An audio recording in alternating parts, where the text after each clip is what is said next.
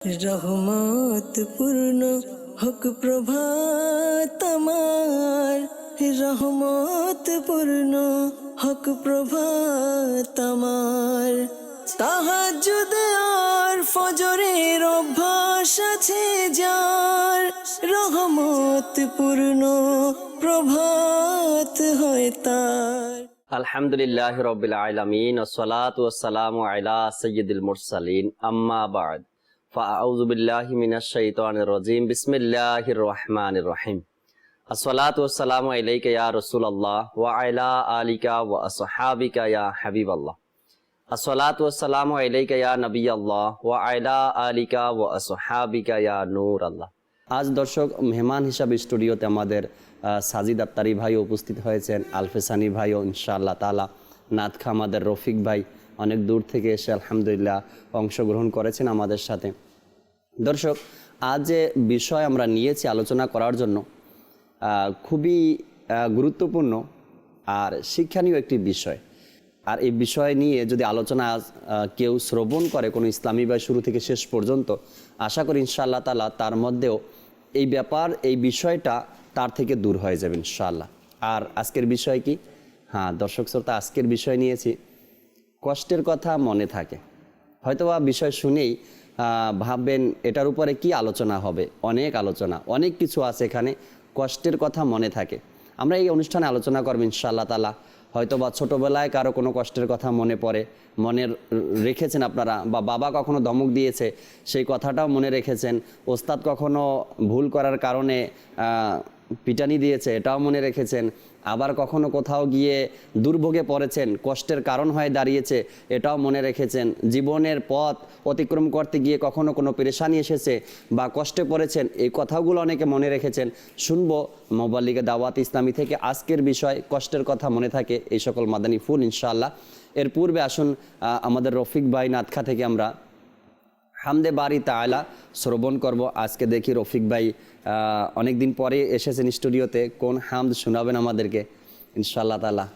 ফরমান মুস্তাফা সাল্লাল্লাহু আলাইহি ওয়াসাল্লাম, নিয়তুল মুমিনি খায়রুম মিন আমালিহি। মুসলমানের নিয়ত তার আমলের চেয়ে উত্তম। প্রিয় ইসলামী ভাইরা ও মাদানী চ্যানেলের দর্শক শ্রোতা, আসুন আমরা হামদ শরীফ পড়ার পরে ভালো ভালো নিয়ত করি।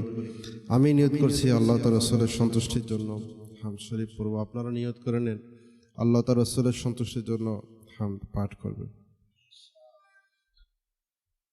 صلی علی رسولنا صلی علی حبیبنا صلی علی محمد صلی علی رسولنا صلی علی حبیبنا صلی محمد। ہم بھی مدینے جائیں گے آج نہیں تو کل صحیح، آقا ہمیں وہ لائیں گے، پیارے آقا بلائیں گے، آج نہیں تو کل صحیح، صلی علی رسول صلی علی حبیبنا صلی علی محمد۔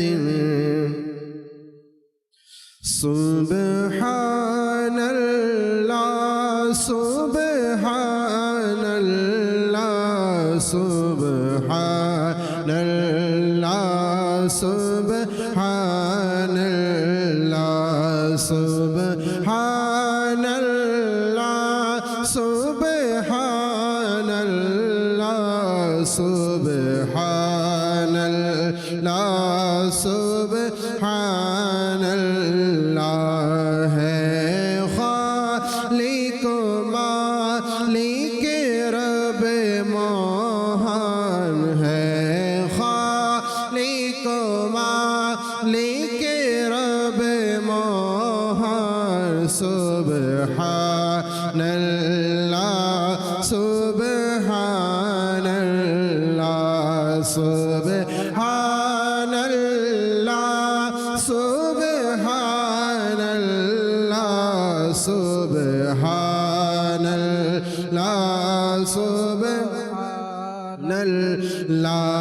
মোরা ভিখারি তুমি দাতা মোরা বান্দা তুমি মওলা মোরা বান্দা তুমি মওলা মুখ পেখি তোমার ফকির বাদশাহ মুখ পেখি তোমার ফকির বাদশাহ সুবহানাল্লাহ সুবহানাল্লাহ সুবহানাল্লাহ সুবহানাল্লাহ সুবহানাল্লাহ সুবহানাল্লাহ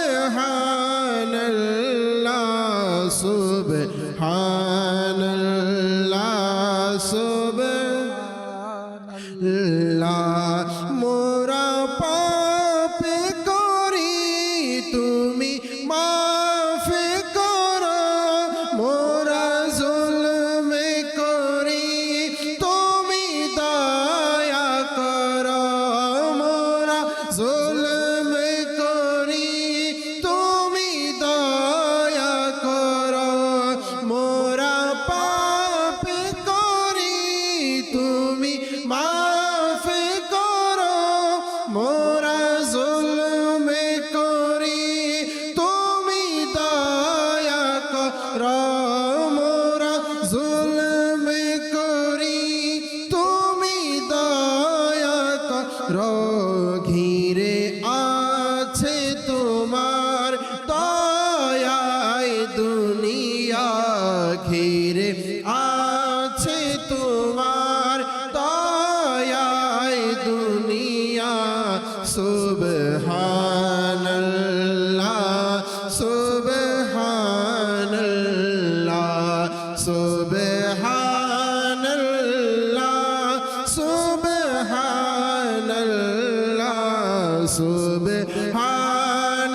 সুবহানাল্লাহ সুবহানাল্লাহ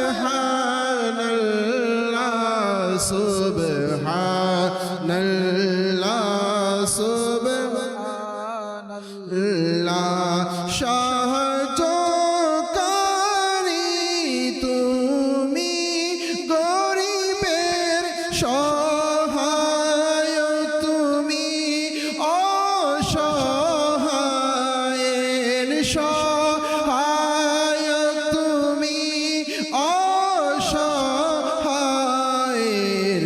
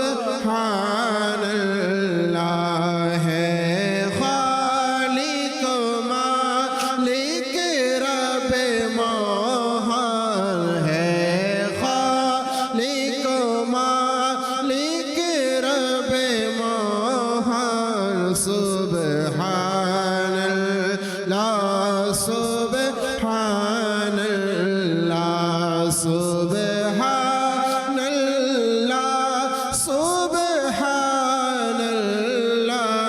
সুবহানাল্লাহ সুবহানাল্লাহ সুবহানাল্লাহ সুবহানাল্লাহ সাল্লু আলাল হাবিব আলা আলা মুহাম্মদ সাল্লাল্লাহু তাআলা আলাইহি ওয়াসাল্লাম। মাশাআল্লাহ, খুব সুন্দর হামদে বারি তালাও আমরা শ্রবণ করলাম। দর্শক শ্রোতা, আপনাদের অনেক সময় আরজ আপনারা করে থাকেন, অনুরোধ করে থাকেন যে হামদ শুনিয়ে দিন, আবার কখনো বলে নাচ শুনিয়ে দিন। আলহামদুলিল্লাহ, হামদে বারি তাল আমরা শ্রবণ করে নিয়েছি, কিছু মাদানী ফুল শুনবো, এরপরে আবার আমরা ফিরে আসবো রফিক ভাইয়ের কাছে নাতে রসুল শোনার জন্য ইনশাআল্লাহ তাআলা। শুরুতেই আসছি সাজিদ ভাইয়ের কাছে। সাজিদ ভাই, কেমন আছেন আপনি? আলহামদুলিল্লাহ, জাকির ভাই ভালো আছেন? আলহামদুলিল্লাহ রাব্বিল আলামিন। আজকের আমরা বিষয় নিয়েছি কষ্টের কথা মনে থাকে। শুরুতে একটা বিষয় আপনার সাথে শেয়ার করি, সেটা হলো গিয়ে আমি অসংখ্য মানুষকে বলতে শুনেছি এই কথাটা, যে কষ্টের কথা মনে থাকে। আসলেই কি বাস্তব কষ্টের কথা মনে থাকে আর সুখের কথা ভুলে যায়? আর কষ্টের কথা যদি মনে থাকে তো এই ব্যাকগ্রাউন্ডটা, আমার পিছনের কথাটা স্মরণ করে আমার কি করা উচিত? ওই দিকটা ছেড়ে দেওয়া উচিত, খারাপ দিকগুলো। আর যদি কষ্ট এমন থাকে যে মা বাবা কখনো ধমক দিয়েছে বা মার দিয়েছে, এখন কি এগুলো মনে রাখবো কি না রাখবো? বা মা বাবা তো মারতেই পারে ভুল করলে। আসলে জাকির ভাই এবং মাদানী চ্যানেল দর্শকদেরকে বলবো, কষ্টের কথা মনে থাকে এটা সত্য। এই জন্য যে কারণ যখন কষ্টটা অন্তরের মধ্যে লাগে আর অন্তরের প্রভাবটা মানুষের চেহারার মধ্যে, চোখের মধ্যে, কথার মধ্যে প্রকাশ পায়। যেমন মনে করেন একটা মেসাল, কেউ এক্সাম দিল, পরীক্ষা, এসএসসি পরীক্ষা, তার 10 বছরের সাধনা, এখন সে মনে করেন ফেল করছে, তাহলে তার কাছে একটা বড় কষ্ট লাগছে। জি জি। আর এই কষ্টটা তার চেহারা দেখবে বোঝা যায়, তার চেহারাটা মলিন হয়ে যায়। রাইট। চোখ দিয়ে কেমনে বোঝা যায়? চোখ দিয়ে টপ টপ করে পানি পড়ে। মুখ দিয়ে কেমনে বোঝা যায়? তার কথার সুরটা তখন অন্যরকম হয়ে যায়, কান্না কান্না ভাব, মানে অসহায় অসহায় ভাব এবং পেরেশান ভাব। তো আসলে দিনের মানে অন্তরে যে কষ্টটা না, তো এটা অন্তর দিয়ে প্রকাশ হয় না, এই কষ্টটা প্রকাশ হয় মানুষের চেহারা, মানুষের চোখ, মানুষের কথা দিয়ে তার ভিতরের কষ্টটা মানুষ থেকে প্রকাশ পায়। রাইট। তো আসলে দেখেন, মনে করেন যেটা আপনি বলেন কষ্টের কথা মনে রাখেন, সে 10 বছর চেষ্টা করছে, সাধনা করছে, এখন 10 বছর পর যখন সে পরীক্ষা দিল, এক্সাম দিল, যখন দেখতে তার একটা রেজাল্ট খারাপ হয়েছে, তখন মানে তার কষ্টটা মানে সে কেমনে বুঝাবে? এই কষ্টের মধ্যে এসে অনেকে নাউজুবিল্লাহ আত্মহত্যার পথে বেছে নেয়, কিন্তু এটা তো না যায়, সেটা গুনাহের কাজ, ঠিক আছে? তো এটাও একটা কষ্ট হয়ে থাকে। আচ্ছা, আরেকটা কষ্ট যে মানুষ থেকে পাই, দেখেন মা বাপ থেকে পাওয়াটা, এটাকে কষ্ট বলা যাবে না, এর জন্য বলা যাবে না, কারণ মা বাপ কখনো সন্তানের খারাপ চায় না। সব সময় মা বাপ সন্তানের ভালো দিকে চাই।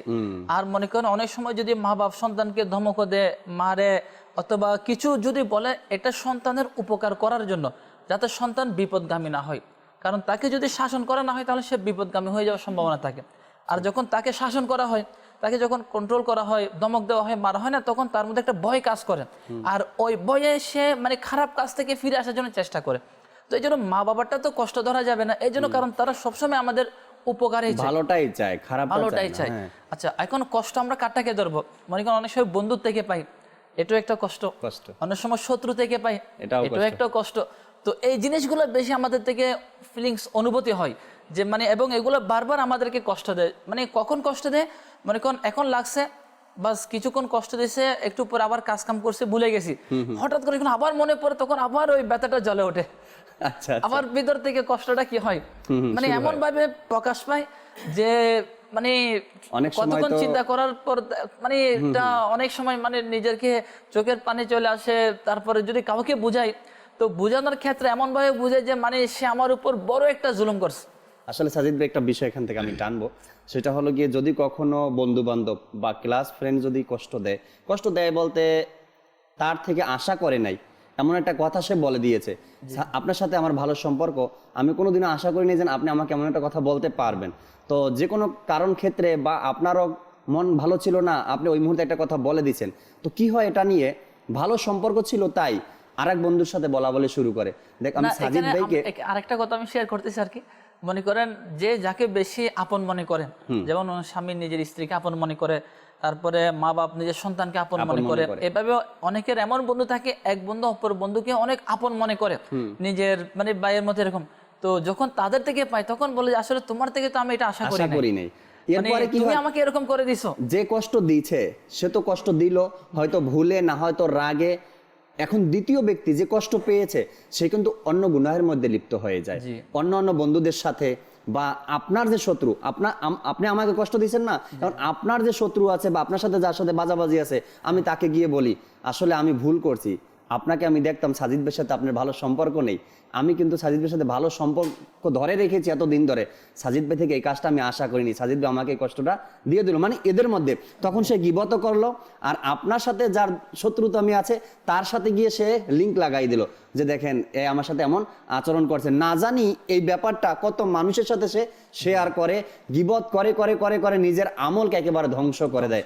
এরপরে অনেক সন্তান আছে মা বাবার ব্যাপারে, যদিও মা বাবা তাকে ধমক দিয়েছে বা রাগ দিয়েছে বা মারছে, এই কথাগুলো গিয়ে অন্যদের সাথে শেয়ার করে যে বাবা আজকে আমাকে এভাবে অপমান করেছে বা আমাকে রাগ দিয়েছে। তো এভাবে এই যে বললাম, কার ক্ষতি হয়েছে এটা একটু আমরা নিজের বুঝি না। ঘরের জিনিসগুলো বাইরে প্রকাশ করা ঠিক না। এটার দ্বারা নিজের একটা দুর্বলতা প্রকাশ পায় বন্ধুদের সাথে। যার সাথে আমি বলছি সে জেনে গেল যে আমার ফ্যামিলির স্ট্যাটাস, সে জেনে গেল আমার ফ্যামিলির মধ্যে কি প্রবলেমগুলো আছে, সে জেনে গেল।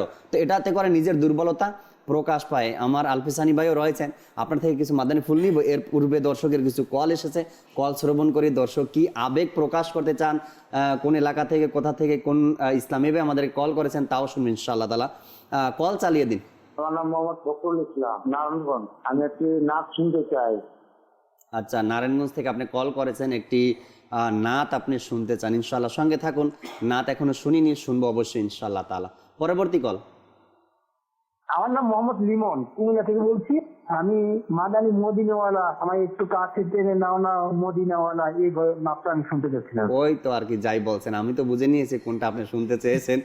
সঙ্গেই থাকুন ইনশাআল্লাহ, চেষ্টা করছি মাদানী মদিনাওয়ালা নাটটি শোনানোর জন্য আপনাকে। কুমিল্লা থেকে আপনি কল করেছেন, শুকরিয়া আল্লাহ তাআলার। পরবর্তী কল। আমার নাম মুস্তাফা, চট্টগ্রাম থেকে কক্সবাজার। এটা একটা নাচ শুনতে চেয়েছিলাম, মদিনা কতদূর, ওই নাচটা শুনতে চেয়েছিলাম।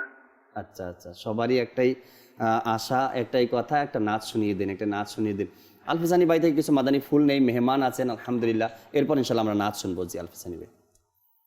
জি জাকির ভাই, আজকের যে বিষয় অনেক সুন্দর একটি বিষয়, যেটা থেকে আমরা এই বিষয় নিয়ে আমার মূল উদ্দেশ্য হচ্ছে যে এটা থেকে আমরা কিছু শিক্ষা অর্জন করব। জি।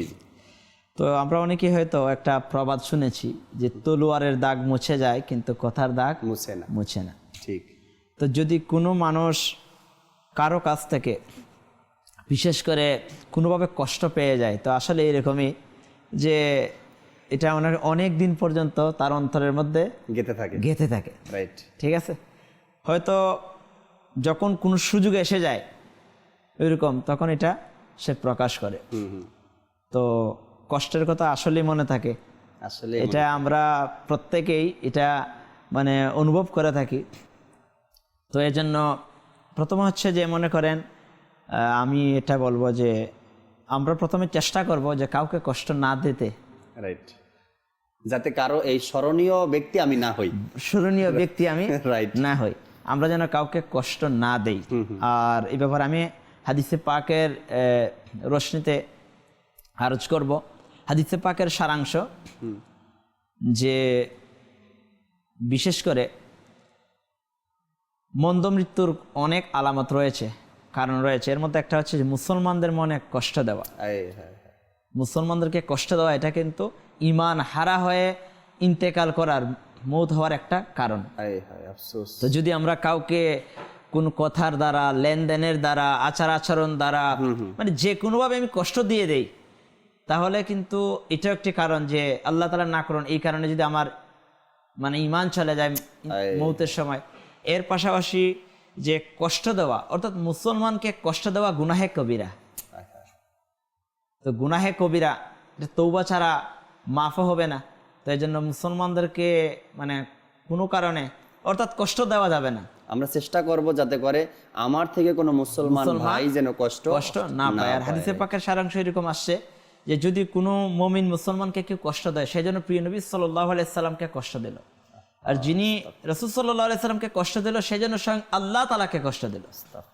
এজন্য আমরা এটাই বলবো যে আমরা যেন কোনো মুসলমানকে বা কাউকে মানে কথার দ্বারা, আচার আচরণ দ্বারা, লেনদেন দ্বারা কোনোভাবে কষ্ট না দেই। আর কষ্ট যদি কেউ দিয়ে দেয় আসলে এটা অনেকদিন পর্যন্ত স্মরণ থাকে, মানুষ স্মরণে রাখে, যখনই ওই ব্যক্তিকে দেখে। এমনও আছে আল হোসেনি ভাই, যার দ্বারা সে কষ্ট পেয়েছে ওই ব্যক্তিকে যদি 10 বছর পরেও দেখে, তারপর ওই কথাটা তার স্মরণে চলে আসে, এই ব্যক্তি তো সেই ব্যক্তি যে আমার সাথে এমন আচরণ করেছিল। আবার যদি তার সন্তানকে, তার আওলাদকে দেখে, তখন ওই ব্যক্তি নেই, মারা গেছে, তার আওলাদ বেঁচে আছে, সন্তান বেঁচে আছে, তার সন্তানকে যদি দেখে, আচ্ছা ইনি তো ওই ব্যক্তির সন্তান যে আমাকে এমনভাবে অপমান করেছিল বা কষ্ট দিয়েছিল। তার বাড়ি দেখলে, তার কাপড় দেখলে, তার ছায়া দেখলে, কথায় আছে না এরকমের, ছায়াও দেখতে মন চায় না, তো ওই ব্যক্তির ছায়া দেখলেও অনেক সময় মনে পড়ে যায় যে এ তো আমাকে কষ্ট দিয়েছিল, একদিন আমাকে এভাবে অপমান করেছিল। তো আমরা এই কষ্টের কারণ যেন কারো না হয়, আমার ইশারায়, আমার কথায়, আমার কাজে যেন কোনো ব্যক্তি কষ্ট না পায়। হ্যাঁ, যদি কষ্টের কথা মনে রাখতে হয় দর্শক, আমরা এভাবে যদি মনে রাখি কষ্টের কথা, কতই না ভালো হতো। যেমন কোনো ব্যক্তি অসহায় ছিল, গরিব ছিল, অর্থহীন ছিল, টাকা পয়সা ছিল না, আল্লাহ তাআলা তাকে তৌফিক দিয়েছেন, সে একবার কোনো সময় সে টাকা পয়সা অর্জন করেছেন, ভালো, তার আর্থিক অবস্থা ভালো হয়েছে, তখন যদি সে তার এই পূর্বের কথাটা মনে রাখে যে একটা দিন আমার ছিল কষ্টে অতিবাহিত হয়েছে, একবেলা আনতাম তো আর একবেলা নাও আনতে পারতাম, একবেলা খেয়ে থাকতাম আর একবেলা না খেয়ে থাকতাম, এই কষ্টের কথাটা যদি ওই ব্যক্তি মনে রাখে, তবে তার জন্য আমি মনে করবো এটা ফলদায়ক। কেননা এখন আমি ধনবান, অর্থাৎ অনেক সম্পদের মালিক হয়েছি, শুকরিয়া আদায় করা, হ্যাঁ, শুকরিয়া আদায় করার একটা মাধ্যম হবে এই কষ্টের কথাটা মনে রেখে। আর যদি এই কথাটা আমি ভুলে যাই, কষ্টের কথা কোনটা মনে রাখি, যদি কোনো ব্যক্তি আমাকে কষ্ট দেয়, এই কথাটা আমি মনে রাখি যে এই ব্যক্তি আমাকে কষ্ট দিয়েছে, এটা মনে রেখে অনেক সময় গীবত করি, তার থেকে প্রতিশোধ নেওয়ার ইচ্ছা থাকে, এই জন্য ওইটা বারবার স্মরণ করে, কেন তার থেকে আমি কি নেব, প্রতিশোধ নেব, বদলা নেব। অথবা সে যদি কোনো মুসিবতের মধ্যে পড়ে, তখন যে কষ্ট পাইছে এই জন্য খুশি হয়ে যায়, ওই যাক, এই যে আমারে দিয়েছেন, এখন আল্লাহ তাআলা এরকম নাউযুবিল্লাহ মানে মুসিবতের মধ্যে ফেলাইছে, এরকম ভাবে মানে তার মনের মধ্যে খেয়াল আসে এবং মানুষকে বলা বলি করে আর কি। তো এই জন্য মানে কষ্ট তারা বেশি মনে রাখে, যারা মানে এরকম প্রতিশোধ নেওয়ার তার থেকে ইচ্ছা জাগে। এটা হয়ে যেত যে আমি একসময় গরিব ছিলাম, আমার কিছুই ছিল না, আল্লাহ তাআলা আমাকে এখন অনেক কিছু দান করেছেন, এটা শুকরিয়া আদায় করি, আল্লাহর রাস্তায় সদকা করি, মানুষ গরিব যারা আছে তাদের প্রতি আমি খেয়াল রাখি, কেননা আমি একদিন গরিব ছিলাম, গরিব থাকা অবস্থায় যে কি কষ্ট হয় বা কি একটা যন্ত্রণা, এটা আমি বুঝি। এখন আমাকে আল্লাহ তাআলা অনেক সম্পদ দিয়েছে, এখন আমি গরিবদের মাঝে এগুলো বিলি করি, আল্লাহর রাস্তায় খরচ করি। এই কথাটা যদি মনে থাকে না, তো প্রত্যেকটা ব্যক্তি কামিয়াব হয়ে যাবে ইনশাআল্লাহ তাআলা। আসবো রফিক ভাইয়ের কাছে, নাতে রসুল শুনবো, দর্শক নাতে রসুল শুনতে চেয়েছে আপনার থেকে, শুনিয়ে দিনের পর ইনশাআল্লাহ আমরা ফিরে আসবো, কল নিব, আরো প্যাকেজও দেখবো ইনশাআল্লাহ। সাল্লু আলাল হাবিব সাল্লাল্লাহু তাআলা আলাইহি ওয়াসাল্লাম।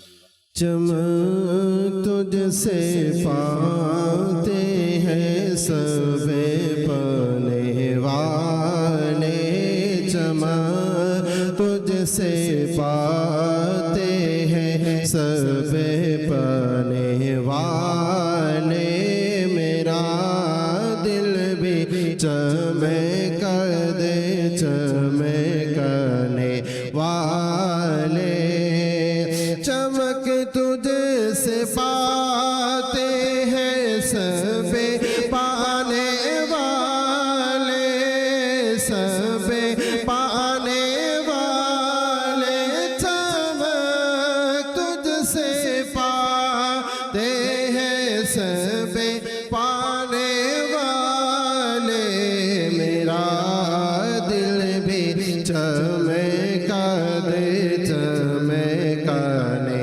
वाले, मेरा दिल भी चमका दे चमकाने वाले, बरसता नहीं देखे कर अब्र रहा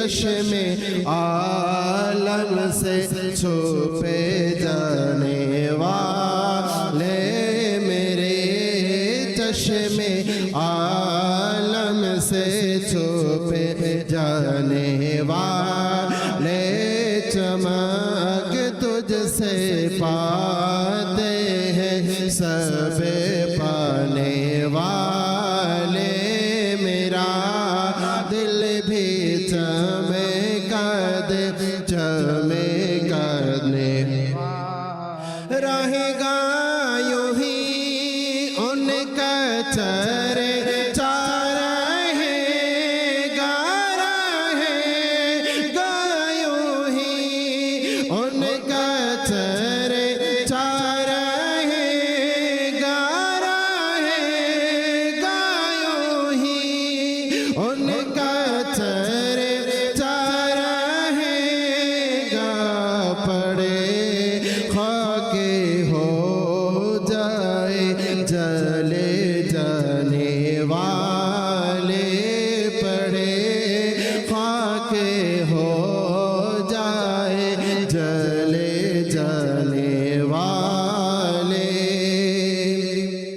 हरम की जमीन और कदम रख के चलना हरम की जमीन और कदम रख के चलना अरे सर का मौका है हो जाने वाले अरे सर का मौका है हो जाने वाले मेरा दिल भी चमका दे चमकने वाले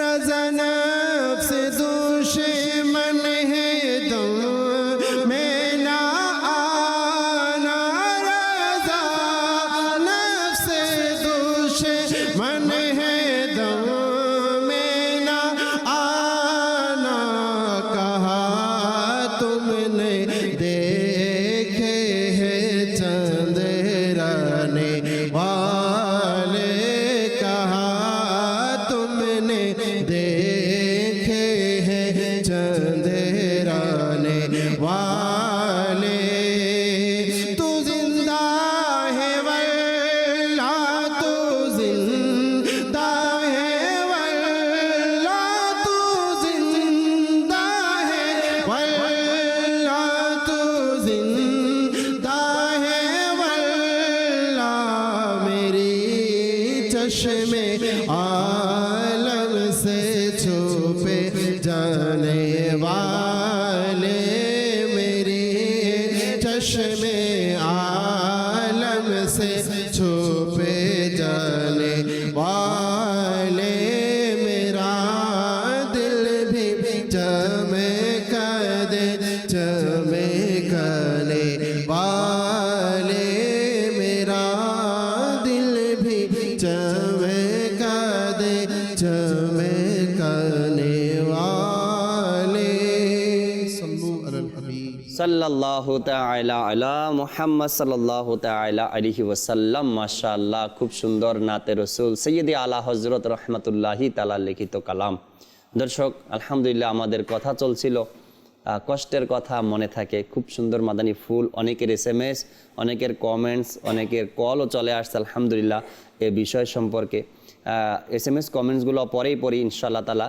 আজকের যে প্যাকেজ রয়েছে আল্লাহ তাআলার নিয়ামত, তাও দর্শককে দেখাবো কোন নিয়ামত নিয়ে আজ আমরা তথ্য জানবো, কোন নিয়ামত নিয়ে আজ কিছু কথা শ্রবণ করব, যাতে করে এই নিয়ামতেরও শুকরিয়া আমরা আদায় করতে পারি। আর এই আল্লাহ তাআলার নিয়ামতের মধ্যে আমাদের জন্য কি রয়েছে উপকারিতা, তাও আমরা ইনশাআল্লাহ জানবো। পিসিআরকে অনুরোধ করছি আজকের প্যাকেজ আল্লাহ তাআলার নিয়ামত এটি চালিয়ে দিন। নারিকেল একটি সুস্বাদু ফল। এর ইংরেজি নাম কোকোনাট। নারিকেল বাংলাদেশের অন্যতম একটি অর্থকরী ফসল। কাঁচা অবস্থায় একে ডাব বলা হয়, যার পানি অত্যন্ত সুস্বাদু ও পুষ্টিগুণে ভরপুর। পাকার পর এটাকে ঝুনা নারিকেল বলা হয়। বিশ্বের প্রায় সব দেশেই নারিকেল খাওয়ার প্রচলন রয়েছে। বাংলাদেশের সর্বত্রই নারিকেল গাছ জন্মায়, তবে উপকূলীয় জেলাসমূহে বিশেষ করে খুলনা, বরিশাল, পটুয়াখালী, নোয়াখালী, ভোলা, চট্টগ্রাম, ফরিদপুর ও যশোর জেলায় নারিকেলের উৎপাদন বেশি হয়। প্রতি 100 গ্রাম নারিকেলে আছে 354 calorie, 33 gram fat, 20 gram sodium, 356 milligram potassium, 15 gram carbohydrate ও 3.3 গ্রাম প্রোটিন। এছাড়াও vitamin C, calcium, iron, magnesium, vitamin বি6 ও বি12 রয়েছে। নারিকেল শরীরের শক্তি বাড়িয়ে দেয় এবং কম উদ্দীপনা জাগাতে সহায়তা করে। নারিকেল শরীরে ক্যালসিয়াম ও ম্যাগনেসিয়াম গ্রহণ করতে সহায়তা করে। যাদের কিডনিতে পাথর রয়েছে তারা নিয়মিত খাবার তালিকায় নারিকেল রাখলে ধীরে ধীরে পাথর মিলিয়ে যাওয়ার সম্ভাবনা থাকে। নারিকেল অতিরিক্ত ওজন কমাতে সহায়তা করে। নারিকেল খেলে সহসা ক্ষুধাও লাগে না। সুবহান আল্লাহ। মাদানী চ্যানেলের দর্শক শ্রোতা, যখন স্ক্রিনে নারিকেল দেখানো হচ্ছিল, হয়তোবা দেখে অনেকেরই ইচ্ছা হয়েছে কি আমিও নারিকেল খাবো, দেখে অনেকের এরকমের ইচ্ছা হয়। তো আলহামদুলিল্লাহ আমরা আজকের প্যাকেজও জানতে পারলাম বাংলাদেশের কয়েকটি বড় বড় শহরে নারিকেল উৎপাদন বেশি হয়ে থাকে। আর নারিকেল শারীরিক অনেকগুলো রোগ থেকেও মানুষকে বাঁচায়। তো আমরা চেষ্টা করি নারিকেল আল্লাহ তাআলার এক নিয়ামত, যখনই সম্ভব হয়, যখনই সুযোগ হয় নারিকেল ঘরে রাখি আর খাওয়ারও চেষ্টা করি। অনেক সুস্বাদু খাবার একটি নারিকেল অনেকেই পছন্দ করে, আমিও পছন্দ করি। তো এই নিয়ামতের শুকরিয়া আদায় করি। আর যেহেতু এই ফলের মধ্যে, নারিকেলের মধ্যে অনেক রয়েছে আমাদের জন্য ভিটামিন, শারীরিক যে উপকারিতা অর্জন হয়, তো চেষ্টা করি আমরা নারিকেল খাওয়ার জন্য। আল্লাহ তাআলা আমাদেরকে তৌফিক দিক। সাজিদ ভাই ছিলাম আজকের বিষয়, কষ্টের কথা মনে থাকে, আরও কিছু মাদানী ফুল দর্শক। জি জাকির ভাই, আসলে কষ্টের কথা এটা তো ভোলা যায় না, এটা তো মনে থাকে, ঠিক আছে, কিন্তু উচিত হচ্ছে এটা যে আসলে এটাকে মনে না রাখা। এই জন্য, কারণ এটা যতক্ষণ মনে থাকবে ততক্ষণ আপনাকে কষ্টটা আরো কষ্ট বাড়িয়ে দেবে। মানে এই কষ্টের কথা মনে করা মানে নিজের কষ্টকে আরো বৃদ্ধি করা। তো তার চাইতে এটা ভুলে যাওয়াটাই কি উত্তম। আর উচিত হচ্ছে এটা যে যার উপর কষ্ট আসছে তাকে কি করে দেওয়া, মাফ করে দেওয়া। রাইট। আর মানে কোনো ব্যক্তির মানে একটা কল আমার থেকে মনে পড়ছে আর কি। অনেক সময় দেখা যায় আমরা রাগের মধ্যে সে কাউকে কিছু বলে দিছি, তো কিছু বলে দিলে এটা তো অবশ্যই দিলের মধ্যে কষ্ট যায়। তো অনেক সময় দেখা যায় মনে করেন তারা মনে করেন যেমন মালিক তার কর্মচারীকে বলে দিছে, মনে করেন, তো কষ্ট তো লেগে গেছে, কষ্ট তো লেগেছে। তো এখন কর্মচারীর দুর্বল হওয়ার কারণে সে হয়তো মালিককে কিছু বলতে পারতেছে না, কিন্তু ভিতরে ভিতরে জ্বালাপোড়া করতেছে। তো এরকম অনেক সময় হয়। তো যেটা আমি বলতে চাচ্ছি আর কি, মনে করেন মানে বলে দেওয়ার পরে যখন আমি পরে আবার চিন্তা করি আমার মনে হয় বলাটা ভুল হয়েছে, না বললে ভালো হইতো, তো আমরা পরে গিয়ে আবার তার থেকে মাফ চাই, যে বলতেছি ভাই আমি ওই সময় রাগের মাথায় আপনাকে এরকম বলে দিছিলাম, আপনি কষ্ট পাইছেন, আপনি আমাকে মাফ করে দেন। তো অনেক সময় মাফ চাইলে মাফ তো করে দেন, কিন্তু যেটা আমি বলতে চাচ্ছি আর কি, তো একজন মানে একটা খুব সুন্দর মেসাল দিয়ে বুঝাইছে আর কি। একটা কাচের গ্লাস নিছে, নিয়ে বলতেছে আপনি এটাকে মনে করেন একটা মাটিতে আছাড় মারছেন, 2 টুকরা হয়ে গেছে, তো আপনি যদি ওইটাকে আবার মানে নিয়ে জোড়া লাগান, মানে মনে করেন গাম দিয়ে হোক, টেপ দিয়ে হোক, আপনি যদি জোড়া লাগান, তো জোড়া লাগিয়েও যদি যায়, কিন্তু যেটা আপনার ফাটা আছে ওই ফাটা জিনিসটা কি হয়, মুছে না। তো বলা হচ্ছে আপনি আমাকে কষ্ট দিয়ে যখন আমার থেকে মাফ চাইবেন, মাফ তো করে দেব, জোড়া তো লেগে যায় কিন্তু ডাক্তার থেকে যায়, যে দাগ এটা কিন্তু অন্তর থেকে যায় না। তো এই জন্য কাউকে যখন আমরা কষ্ট দিই না, তখন এটা চিন্তা করা দরকার যে আমি তার থেকে মাফ চাইও, যদি সে মাফও করে দেয়, কিন্তু তার দিলের মধ্যে যে একটা দাগ লাগিয়ে গেছে না, ওই দাগটা কিন্তু যাবে না। তো এই জন্য আমাদের কি উচিত হচ্ছে যে মানে আমির আহলে সুন্নাত বলেন পেহলে তোলো বাদ মে বলো। রাইট। কেন আমি যে বলতেছি বলার আগে একটু চিন্তা করি আমার কথা এটা কারো দিলের মধ্যে লাগতেছে কিনা। কারণ অনেক সময় মানুষের জবান থেকে এমন কথা বের হয়, কথাগুলো তলোয়ারের চাইতে বেশি ধারালো হয়। কারণ তলোয়ারের আঘাত তো শরীরে লাগে, আর জবানের আঘাতটা কিন্তু অন্তরের মধ্যে গিয়ে লাগে, এটাকে যাচরা করে দেখা যায় না, কিন্তু শুধু কষ্ট দিতেই থাকে। আর এই কষ্টগুলো মানে যারাই পায় তারাই অনুভব করতে পারবে। কারণ আমার মনে হয় না মাদানী চ্যানেলে যারা দর্শক আছে এরকম কেউ নাই যে কষ্ট পায় নাই। হ্যাঁ, হ্যাঁ, হ্যাঁ। সবার মধ্যে কিছু না কিছু আছে এরকমের হ্যাঁ, কষ্টের কথা কষ্ট তো মনে আছে। আছে। আচ্ছা, আচ্ছা। মানে কেউ না এরকম যে কষ্ট পায় নাই, Right. কিন্তু কিছু কষ্টগুলো একটু বেশি, যেটা মানে ধৈর্য ধারণ করারও মানে অতিক্রম হয়ে যায় অনেক অতিক্রম সময়। হয়ে যায়। আসলে এই কষ্টের কথা সবারই মনে থাকে, আমিও শুরুতে বলছি কষ্টের কথা মনে থাকে। আমি একবার সাজিদ ভাই এক জায়গাতে গেলাম, মাদানী কাফলাতে গিয়েছি। ইমাম সাহেব যিনি ছিলেন ইনি বলতেছেন যে যখনই আপনাদেরকে দেখি, অর্থাৎ মাদানী কাফলার মুসাফিরদেরকে যখন দেখে, তখন তার নাকি অনেক আগের একটি কথা মনে পড়ে যায়। ওইটাও তার কষ্টের কথাই ছিল। সে বলেন কি আমার একটা কষ্টের কথা আপনাদেরকে দেখলে মনে পড়ে যায়। আমি কেন? বলতেছে আমি যখন ছাত্র জীবনে ছিলাম তো এক জায়গাতে ঘুরতে গিয়েছিলাম, বেড়াতে গিয়েছিলাম। তো ওখানে গিয়ে 5-6 জন বন্ধু মিলে এরা ঘুরতে গিয়েছে, কিন্তু ইনি একটু বিপদে পড়ছিল ওখানে গিয়ে, টাকা পয়সা শেষ হয়ে গিয়েছিল। তো সব বন্ধুরা ওনাকে রেখে সবাই চলে আসছে। তো এখন এটাই বলে বারবার যে আপনাদেরকে দেখলে আমার এই কষ্টের কথাটা মনে পড়ে। আপনারা যে সবাই এখানে আসছেন সফর করার জন্য, আমিও এক জায়গায় গিয়েছিলাম, তো আমার টাকা শেষ হয়ে যাওয়ার কারণে এরা আমাকে রেখে চলে আসছে। এমন একটা সময় ছিল, ওই সময় তো এই লেনদেনের এত আপডেট ছিল না। এখন যদি টাকা ফুরিয়েও যায় তারপরও পাঠানোর ব্যবস্থা আছে, ঘর থেকে পাঠানোর খুব সহজ ব্যবস্থা এখন, কিন্তু ওই সময় ছিল না। তো উনি বলতেছে আমাকে রেখে চলে আসছে, পুরো বাকি রাস্তাটা আমি পায়ে হেঁটে হেঁটে এরপরে বাড়িতে আসছি। তো আমার এই কষ্টের কথাটা আপনাদেরকে দেখলে মনে পড়ে যায়। তো কষ্টের কথা তো সবারই মনে পড়ে, কিন্তু না রাখা উচিত। যাদের থেকে কষ্ট পাই, এরপর যদি এটা মনে রাখি তো এটা অনেক বড় ধরনের, অনেক এক এক সময় এক একটা রূপ ধারণ করে এই কষ্টটা। কখনো গীবতের রূপ ধারণ করে, কখনো দুশ্মনের রূপ ধারণ করে, কখনো প্রতিশোধের রূপ ধারণ করে। এই জন্য চেষ্টা করা উচিত এগুলো ভুলে যাওয়া। জি আলফিসানি ভাই। জি জাকির ভাই, আমরা শ্রবণ করতেছি বিষয় সম্পর্কে। তাই আমার পক্ষ থেকে আমি যেটা বলতে যাচ্ছি যে কষ্টের তো আমরা মাফ করে দিব, তারপরে মনেও রাখবে না, কিন্তু এটাও জানা দরকার যে আমরা মানে দৈনন্দিন চলাফেরার মধ্যে আমরা কোন কোন বিষয়ে কিভাবে আমরা কষ্ট পেয়ে থাকি। তো অনেক সময় দেখা যাচ্ছে যে কারো কথার মাধ্যমে কষ্ট পেয়ে যায়, কারো অনেক সময় আছে যে হাতের মাধ্যমে কষ্ট পেয়ে যায়, রাইট, কথার মাধ্যমে কষ্ট পেয়ে যায়। অনেক সময় আছে যে মনে করেন কারো চোখের ইশারাতে কষ্ট পেয়ে যায়, আচ্ছা, মানে অর্থাৎ চোখ রাঙানো যেটাকে বলে, এর মাধ্যমে কষ্ট পেয়ে যায়। তারপরে দেখা যায় যে লেনদেনের মাধ্যমে, ঠিক আছে, মানে কাউকে কিছু টাকা আমি ধার দিলাম, এখন যে টাইমে দেওয়ার কথা দিচ্ছে না, কিন্তু আমার অনেক প্রয়োজন, তো এর মাধ্যমে কষ্ট পেয়ে যায়। তো এরপরে দেখা যাচ্ছে যে মানে একসাথে চলাফেরা করতেছে, তো উঠা বসার মধ্যে মনে করেন কষ্ট পেয়ে যায়। এভাবে দেখা যাচ্ছে যে আমাদের যে কষ্ট, যে বিষয়ে কষ্ট আমরা পেয়ে যাই বা মানুষ কষ্ট পেয়ে যায়, তো ওই বিষয়গুলা থেকে আমরা নিজেকে বাঁচিয়ে রাখা। শুধু এই কয়টা না, আরো কিছু বিষয় এমন আছে যেগুলো দ্বারা মানুষ কষ্ট পায়। যেমন ধরেন গিয়ে যেভাবে আপনার কথা দিয়ে আমি বলছি, রাগ করিয়েন না, আপনি যেভাবে কথা বলেন বা যেভাবে হাঁটেন, যেভাবে বসেন, যেভাবে ওঠা বসা করেন, চলাফেরা করেন, কাজকর্ম করেন, অনেক সময় মানুষ এটাকেও নকল করার চেষ্টা করে। আপনার সামনে আপনি যেভাবে হাঁটেন, এভাবে যদি আমি হেঁটে যাই তো আপনি বুঝে ফেলবেন যে এ তো আমাকে দেখাচ্ছে যে আমি এভাবে হাঁটি। আবার আমি আরো সহজভাবে এটা নেওয়া যায়, মনে করেন কারো থেকে কথার বলার মধ্যে প্রবলেম, অর্থাৎ সমস্যা আছে, তুতলামি। জি জি।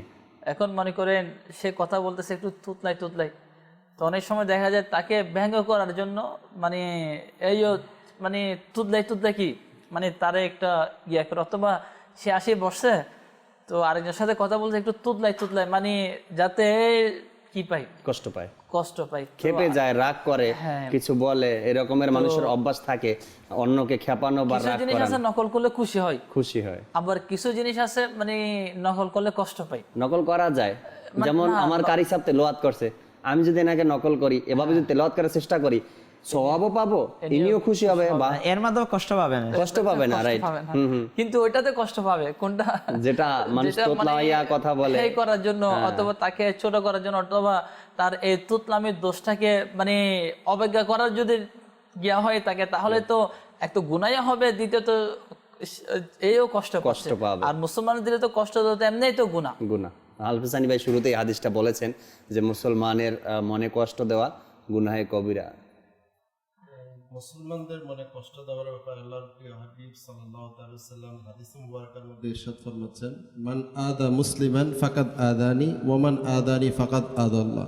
যে ব্যক্তি কোনো মুসলমানকে কষ্ট দিল সেজন্য আমি রসুলকে কষ্ট দিল, আর যে আমি রসুলকে কষ্ট দেয় সেজন্য আল্লাহ তাআলাকে কষ্ট দেয়। তারপরে কোরআনে পাকের মধ্যে আল্লাহ তাআলা 22 পারা সূরা আহজাবের মধ্যে আল্লাহ তাআলা ইরশাদ ফরমাচ্ছেন, যার অর্থ কানজুল ইমান থেকে অনুবাদ, নিশ্চয়ই যারা কষ্ট দেয় আল্লাহ তার রসুলকে তাদের উপর আল্লাহর অভিশপ্ত দুনিয়া ও আখিরাতে, এবং তাদের জন্য লাঞ্ছনার শাস্তি প্রস্তুত করে রেখেছেন। এখন আমরা যারা মুসলমানদেরকে কষ্ট দিই যে কোনো কথার দ্বারা, আচার আচরণ দ্বারা, আমার যে কোনোভাবে যে কোনো ওয়ে আমি মুসলমানদেরকে কষ্ট দিই, তো এটা কি আমাদেরকে শিক্ষা নেওয়া উচিত না যে আমি মুসলমানদের কাছকে কষ্ট দিচ্ছি, তো সেটা আমার রসুল কষ্ট পাচ্ছে, আর রসুল কষ্ট পেলে আল্লাহ কষ্ট পায়। এরকম একটা হাদিস শরীফ আছে না যে সরকার সাল্লাল্লাহু তাআলা আলাইহি ওয়াসাল্লামের দরবারে একজন মানে কি লোক হাজির হয়ে বলতেছে, ইয়া রাসূলুল্লাহ সাল্লাল্লাহু আলাইহি ওয়াসাল্লাম, আমার এক প্রতিবেশী আছে যে মানে সে অনেক নামাজি, অনেক রোজাদার, মানে নফল রোজা আর কি রাখে ফরজের সাথে সাথে, অনেক দান সদকাও করে, কিন্তু সাথে সাথে তার মধ্যে একটা মন্দ গুণ হচ্ছে কি তার জবান দ্বারা মানুষ কি পায়, কষ্ট পায়। তো সরকার সাল্লাল্লাহু তাআলা আলাইহি ওয়াসাল্লাম তার ব্যাপারে যেটা ফরমালেন সারাংশ হচ্ছে কি সে জাহান্নামের মধ্যে রয়েছে। এবং আরেক ব্যক্তি বললো, ইয়া রাসূলুল্লাহ সাল্লাল্লাহু আলাইহি ওয়াসাল্লাম, আমার প্রতিবেশী যে মানে কি এত ইবাদত করতে পারে না, এত দান সদকা করতে পারে না, মানে সে শুধু কোন রকম ফরজগুলা সুন্নাতগুলো এরকম আদায় করে, কিন্তু সে মানে এমন যে তার কাছে কেউ গেলে কষ্ট পায় না, কিন্তু সে তার প্রতি খুশি হয়, সন্তুষ্ট হয়। তো বলতেছে সে জান্নাতের মধ্যে রয়েছে। তো আসলে যে হাদিসে কোরআনে পাকের আয়াত যে আল্লাহ তাদের জন্য লাঞ্ছনার শাস্তি রেখেছে, আর এই হাদিস শরীফ থেকেও মানে তাদের ব্যাপারে বলা হচ্ছে যে আসলে তার আমল, নামাজ বলেন, রোজা বলেন, দান সদকা বলেন, তো এতগুলো করার পরে শুধু কষ্ট দেওয়ার কারণে তার ঠিকানা জাহান্নাম বলতেছে। আফসোস লাগে শুধুমাত্র কি মানুষকে কি দিচ্ছে, অথচ সে কিন্তু নামাজের মধ্যে কোনো ঘাটতি রাখতেছে না, রোজার মধ্যে ঘাটতি রাখতেছে না, দান সদকার মধ্যে ঘাটতি রাখতেছে না, সবগুলাই করতেছে, কিন্তু তার দোষ কি সে মানুষকে কষ্ট দেয়, আর এই জন্য তার ঠিকানা বলা হচ্ছে জাহান্নাম। দেখুন আসলে কি আমরা কিন্তু মুসলমান, আর মুসলমানের প্রত্যেকটা কাজ হওয়া চাই হুজুর আকরাম সাল্লাল্লাহু তাআলা আলাইহি ওয়াসাল্লামের দেখানো কাজগুলো। আজ আমরা যদি প্রিয় নবী সাল্লাল্লাহু তাআলা আলাইহি ওয়াসাল্লামের পবিত্র জিন্দেগির দিকে তাকাই, আমার নবী সাল্লাল্লাহু আলাইহি সাল্লাম থেকে কোনো ব্যক্তি কখনো কষ্ট পায়নি, কখনো কোনো ব্যক্তিকে আমার নবী সাল্লাল্লাহু আলাইহি সাল্লাম কষ্ট দেননি। আমরা এই হুজুর আকরাম সাল্লাল্লাহু আলাইহি সাল্লামের উম্মতি হওয়ার পরেও আমরা নিজেকে একটু চেক করি বা চেষ্টা করি আমরা যেন আমার দ্বারা, কমপক্ষে আমার দ্বারা যেন আমার সামনের ব্যক্তি কষ্ট না পায়, সে যেই হোক না কেন, ছোট হোক কিংবা বড় হোক, যেই হোক, গরিব হোক বা বড়লোক হোক, যেই হোক না কেন, আমার দ্বারা যেন কষ্ট সে না পায়। কেননা আমার আর আপনার দ্বারা কষ্ট পাওয়ার কারণে, দেখুন আমি আপনাকে সহজে বলি, আমি অফিসে যাওয়ার জন্য বের হলাম বাসা থেকে, কষ্ট এমন একটা জিনিস না সাজিদ ভাই, এটা শুধু মানুষের মাথায় ঘুরপাক খায়, মানুষের মাথার মধ্যে শুধু ঘুরপাক খায়। আমি বাসা থেকে বের হলাম অফিসে যাওয়ার জন্য, তো যে কোনো কারণে আমার মাথা ঠিক ছিল না বা রাগ চলে আসলো, রাস্তায় বের হলাম, গাড়িতে উঠবো, এক ধমক লাগাই দিলাম ড্রাইভারকে, যাবি? ড্রাইভার বললো না যাবো না।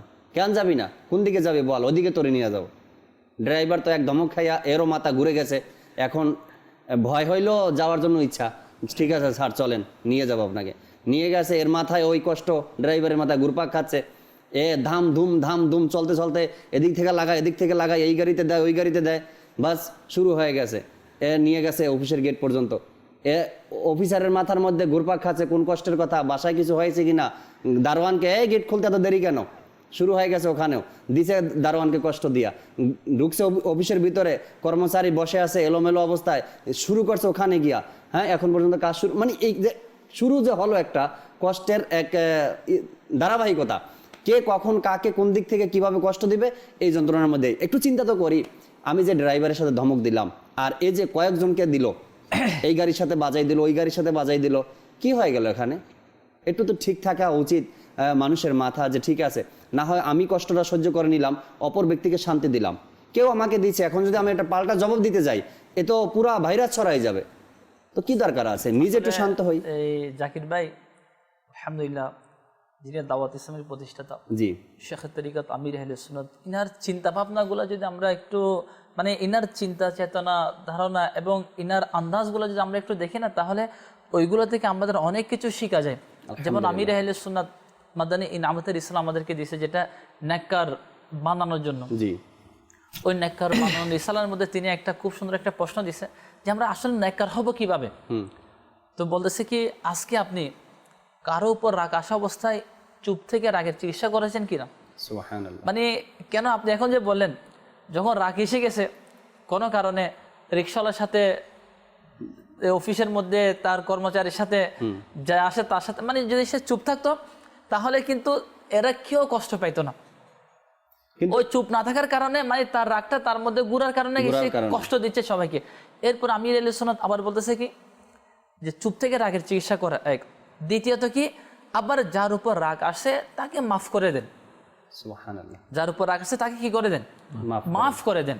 যখন আমার থেকে এই চিন্তা আসবে যে আমি তাকে মাফ করে দিলাম, তাহলে আপনার ওই রাগটা, আপনার এই কষ্টটা আর আপনাকে কষ্ট দেবে না। কেন? আমি তো মাফই করে দিছি। সেই আমি কি করে দিছি? মাফ করে। আমার মধ্যে আর এগুলা নেই। আমার মধ্যে এগুলো কখন কষ্ট দিবে? যখন এগুলো আমি চিন্তা করব, তার থেকে প্রতিশোধ নিতে চাইবো, তখন এগুলো আমার আরো বেশি কষ্ট দিবে এবং আমিও মানুষকে কষ্ট দেব। আর যখন আমি বলছি যে মাফই করে দিছি, তখন না আমি নিজে কষ্ট পাবো, না আমি আর কাউকে কষ্ট দেবো। আমির আহলে সুন্নাতের এক একটা চিন্তার মধ্যে কিন্তু অনেক কিছু শিক্ষণীয়। এই জন্য বলতেছে, যখনই রাগ আসে চুপ হয়ে যান, আর যার উপর আসে তারা মাফ করে দেন। ঠিক। আচ্ছা, এখানে আবার একটা হাদিস শরীফ আছে, যে ক্ষমা করে সে ক্ষমা পায়, সুবহানাল্লাহ, আর যে ক্ষমা করে না সেও ক্ষমা পায় না। এখানে আরেকটা জিনিস চিন্তা করার বিষয় হচ্ছে কি, দেখেন হয়তো কেউ ভুল করে আমাকে কষ্ট দিছে, আমরা যদি দেখি ভুল তো আমাদের থেকে হচ্ছে, আমাদের থেকেও হয়। মনে করেন মানে কাউকে কষ্ট দেওয়া ছাড়াই যদি ভুলের দিকে চিন্তা করি, যেমন নামাজ কাজা করে এই একটা গুনাহ, ঠিক আছে, মিথ্যা বলে এই একটা গুনাহ, হ্যাঁ, গালি দিয়ে এই একটা গুনাহ, এরকম যদি দেখি কতগুলো ভুল আমাদের থেকে হচ্ছে, তো আল্লাহ তাআলাকে আমরা মানে কি রাগ আসার মতো এরকম কাজ করি, তো আল্লাহ যদি যেরকম আমাদের উপর রাগ আসে, আমরা কষ্ট দিয়ে দিয়েছি, যদি আল্লাহ তাআলা যদি আমাদের উপর নারাজ হয়ে যে আমাদের উপর আযাব প্রেরণ করে দেয়, তখন আমাদের কি অবস্থা হবে? ঠিক আছে না? তো এই জন্য যদি এখন আমরাও যেহেতু আল্লাহ তাআলাকে নারাজ করার মতো কাজ করছি, আল্লাহ রাগ আসার মতো কাজ করছি, তো এই জন্য শাস্তিও তো আমাদের জন্য অপেক্ষা করতেছে। যদি আমরা দুনিয়াতে যে আমাকে কষ্ট দিয়েছে তাকে যদি আমি মাফ করে দিই, তাহলে এই উসিলায় আল্লাহ আমাকেও মাফ করে দিবে। সুবহানাল্লাহ। তো এই জন্য বলতেছে যে ক্ষমা করে সে ক্ষমা পায়, আর যে ক্ষমা করে না সে ক্ষমা পায় না। দয়া করো, দয়া করা হবে, ক্ষমা করো, ক্ষমা করা হবে। কি সুন্দর বাণী। এই জন্য আমির আহলে সুন্নাতের আসলে চিন্তাগুলা মানে হাদিসে মুবারকের সাথে মিল, কোরআনে পাকের আয়াতের সাথে মিল। মানে কেন বলতেছে, যখন রাগ আসে চুপ হয়ে যান, তাহলে কি হবে? আপনার দ্বারা তো কেউ কষ্ট পাবে না। এবং এবার কি করেন? চুপ হয়ে যাওয়ার পরে যার উপর রাগ আসে তাকে মাফ করে দেন। সুবহানাল্লাহ। তো যদি আমরা এই নেককার বানানোর রিসালা, আমির আহলে সুন্নাত যেটা আমাদেরকে দিয়েছে মাদানী ইনামত নেককার বানানোর রিসালা, এর উপর যদি আমল করি, আমার মনে হয় না মানে আমাদের দ্বারা কেউ কষ্ট পাবে, অথবা মানে যদি অন্য কেউ আমল করে তার থেকে আমি কষ্ট পাবো, হয় না। কারণ আমলটা এমন একটা জিনিস যেটার কারণে নিজের মধ্যেও পরিবর্তন আসে এবং অপরের মধ্যে এটা কি আসে। যেমন আমির আহলে সুন্নাত তিনি নিজে আমল করে কতজনকে আমলের মধ্যে নিয়ে আসছে, নিজে মানে কি সংশোধন হওয়ার যে একটা উদ্দেশ্য নিয়ে বের হয়েছে, তো নিজেকেও সংশোধন করতেছে এবং সাথে সাথে আমার নবীর উম্মতকেও সংশোধন করতেছে।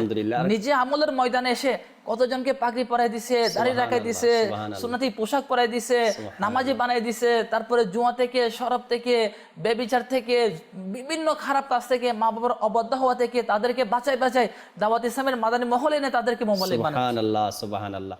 আরেকটি বিষয় দর্শকের সাথে শেয়ার না করলেই হয় না, সেটা হলো গিয়ে মানে কষ্ট পাওয়ার পরে মানুষ যে কাজটা সমাজের মধ্যে এখন বেশি দেখা যায়, কষ্ট পাওয়ার পরে বা যদি কেউ কষ্ট দেয় এরপরে যে কষ্ট পেয়েছে, এই ব্যক্তি কি করে?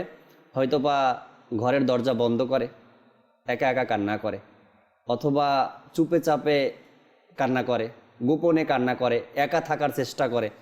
কষ্ট পাওয়ার পরে যদি কোনো ব্যক্তি এরকমের কিছু করে যে সে একা থাকার চেষ্টা করে, ঘরের দরজা বন্ধ রাখে আর কান্না করে, এটা আপনার অনেক ক্ষতির দিক হয়ে দাঁড়াবে। আপনি যখনই এরকমের কিছু হয়েছে, মা বাবা থেকে হোক, মা বাবার কষ্টটা মনে রাখবেন না, এটা বারবার বলি, কিন্তু যদি আপনার এরকমের মনে রাখেন তো এটা অনেক সময় দেখা গেছে মা বাবার প্রতি আপনার, হ্যাঁ, মা বাবা যদি কিছু বলে আর এটা যদি আপনি মনে গেঁথে নেন, তো এক সময় দেখা যাবে মা বাবার প্রতি আপনার একটা ভিন্ন ধরনের চিন্তা ভাবনা শুরু হয়ে যাবে। এটা কখনোই করবেন না। মা বাবা যাই বলো এটা আমার জন্য নিয়ামত। এখন বাকি আছে ভাই বোন বা আত্মীয় স্বজন বা বন্ধু বান্ধব, তাদের থেকে যদি কখনো কষ্ট পাই তো এটা যেন আমরা মনে রেখে এরপরে একা বসবাস করার চিন্তাভাবনা যেন আমরা না করি, অন্যান্য বন্ধুদের সাথে মিলে যাই, বা নিজের যে ব্যক্তিগত কাজগুলো আছে, অফিসিয়াল কাজ আছে বা লেখাপড়া আছে, এর মধ্যে নিজে ব্যস্ত হয়ে যাই। যখন আপনি কোনো কিছু ভোলার চেষ্টা করবেন, কখনো যদি আপনি চান যে আমি একা থাকলে আমার এই সমস্যাগুলো হয়, তখন আপনি মানুষের সাথে চলার চেষ্টা করেন, বা না হয়তো কমপক্ষে আপনি কোরআনে পাকের তেলাওয়াত শুরু করে দেন। কোনো ব্যক্তি বলেন যদি কেউ আল্লাহ তাআলার সাথে কথা বলতে চায় সেজন্য কোরআনে পাক খুলে বসে যায়, যদি কেউ রসুলে পাক সাল্লাল্লাহু আলাইহি সাল্লামের সাথে কথা বলতে চায় হাদিসে পাক নিয়ে বসে যায়, যদি কোনো ব্যক্তি আল্লাহর অলিদের সাথে কথা বলতে চায় সেজন্য আল্লাহর অলিদের জীবনী নিয়ে যেন বসে যায়। এগুলো করেন, আপনি দেখবেন আপনার থেকে কষ্টের কথাগুলো বা কষ্টগুলো এগুলো দূর হয়ে যাবে। কেননা যখন আপনি নিজেকে ব্যস্ত রাখবেন তখন আর এগুলো আপনার স্মরণেও থাকবে না, আর মনেও থাকবে না। আর যদি এগুলো নিয়ে বসে থাকেন না, বারবার বারবার আপনার মধ্যে এগুলো ঘোরপাক খাবে, হ্যাঁ এটা ঠিক করেনি, এই যে ধমকটা দিল, এই যে কথাটা বলল, কেমনে বলল, কিভাবে সম্ভব হলো, তাকে আমি লালন পালন করলাম, তাকে খাওয়ালাম, তার জন্য কি না করছি আমি, তার জন্য কত কিছুই তো করলাম, তারপরে সেই কথাটা কেমনে বলল, কিভাবে সম্ভব হলো। এভাবে অনেকেই ভাবি আমরা একা থেকে থেকে। একা থাকবেন না, আপনি সবার সাথে মিশে যান, তখন অন্য কথা আপনার মধ্যে চলে আসবে, অন্য কিছু চলে আসবে, আর এই কষ্টের কথা আপনার মাথা থেকে দূর হয়ে যাবে। কিছু SMS পড়ি ইসলামী ভাইদের। একজন ইসলামী ভাই আমাদেরকে SMS করলেন যে আমি রহমতপূর্ণ প্রভাত অনুষ্ঠানের নিয়মিত দর্শক। আজকের যে বিষয় আপনারা নিয়েছেন, কষ্টের কথা মনে থাকে, খুবই চমৎকার একটি বিষয়। ধন্যবাদ আপনাকে এজন্য যে আপনার বিষয় সম্পর্কে কমেন্টস করেছেন বা SMS করেছেন। এরপরে লেখলেন যে জেনে বুঝে কষ্ট দেয় তাকে ক্ষমা করার ব্যাপারে কি? ক্ষমা তো করবেনই, ক্ষমা কেন করবেন না? যদি কেউ আপনাকে কষ্ট, সে যেই হোক না কেন, যদি কেউ কষ্ট দেয় তাকে ক্ষমা করে দিবেন। ক্ষমা তো করে দেন আগে আল্লাহ তাআলার সন্তুষ্টির জন্য, এরপরে আর কি, এরপরে আপনি ওইসব কথা মাথা থেকে বের করে দেন। আরেকজন ইসলামী ভাই আমাদেরকে SMS করেছেন, তিনি বললেন যে আমি সূরা দোহার তেলাওয়াত শুনতে চাই। কারি সাহেব আমাদের সাথে আছেন, আপনাকে ইনশাল্লাহ তেলাওয়াত শুনিয়ে দিচ্ছি এখনই। আর এক ইসলামী ভাই জাহাঙ্গীর ভাই আমাদেরকে SMS করছেন শায়েস্তাগঞ্জ থেকে। জাহাঙ্গীর ভাই বললেন আমি একটি নাতে রসুল শুনতে চাই। জাহাঙ্গীর ভাই সাথে থাকুন, চেষ্টা করছি। আরেকজন ইসলামী ভাই বড় বাজার কোথায় বাংলাদেশের, আমি তো এত কিছু জানি না। বড় বাজার থেকে SMS করেছেন, লেখলেন যে বড় বাজার থেকে তিনি SMS করেছেন। তিনি বললেন আমি আল্লাহ তাআলার শানে একটি কালাম শুনতে চাই। ইনশাআল্লাহ তাআলা সঙ্গে থাকুন, যদি সম্ভব হয় আমরা শোনানোর চেষ্টা করব। আরেকজন ইসলাম ভাই জামাল উদ্দিন ভাই আমাদেরকে মুন্সিগঞ্জ থেকে SMS করেছেন। তিনি বললেন রহমতপূর্ণ প্রভাতের আজকের বিষয়টা খুবই সুন্দর, আমরা ঘরের মধ্যে সবাই মিলেমিশে দেখছি, আর অনেক কিছু শিক্ষারও বিষয় এটার মধ্যে রয়েছে। ধন্যবাদ আপনাকে মুন্সিগঞ্জ থেকে, আপনি আমাদেরকে জামাল ভাই SMS করেছেন। রিয়াজ ভাইকে যদি কলে পাওয়া যায় তো আছেন রিয়াজ ভাই আমাদের সাথেই? আসসালামু আলাইকুম রাহমাতুল্লাহ। ওয়ালাইকুম আসসালাম ওয়া রাহমাতুল্লাহি ওয়া বারাকাতুহু। এতদিন মাদানী চ্যানেলে বসে দোয়া করা হতো মদিনা দেখার জন্য। মদিনার কালাম শুনে আমরা অনেক কান্নাকাটি করতাম। চ্যানেলের দর্শকবৃন্দ, আপনাদেরকে দেখানোর জন্যই আজকে আসা। এখন সবুজ গম্বুজে কেমন নূরের বৃষ্টি বর্ষণ হচ্ছে। আমাদের প্রিয় আকাশ সাল্লাল্লাহু আলাইহি ওয়াসাল্লাম পবিত্র ভূমিতে আরাম করছেন। এই মদিনাকে দেখার জন্য আমরা আল্লাহর দরবারে কান্নাকাটি করি। আল্লাহ তাবারক ওয়া তাআলা আমাদের সকলকে বারবার এই মদিনা দেখার তৌফিক দান করুক। আল্লাহ তাআলা আমাদের ঈমানের সাথে এই সবুজ গম্বুজের ছায়া তোলে আল্লাহ তাআলা মৃত্যু নসিব করুক। হাজির হে দরে সরকার, হাজির হে দরে সরকার, मैं कमाने काबिल किस्मत यहाँ पर ले सरकार मन जान सरकार तवज्जो फरमाए। আলহামদুলিল্লাহ, মদিনাতুল মুনাওয়ারার নিকটেই সবুজ গম্বুজের ছায়া তোলে। আলহামদুলিল্লাহ, আল্লাহ তাআলা আমাদের সকলকে মদিনাতুল মুনাওয়ারার আসার তৌফিক দান করুক, আমিন।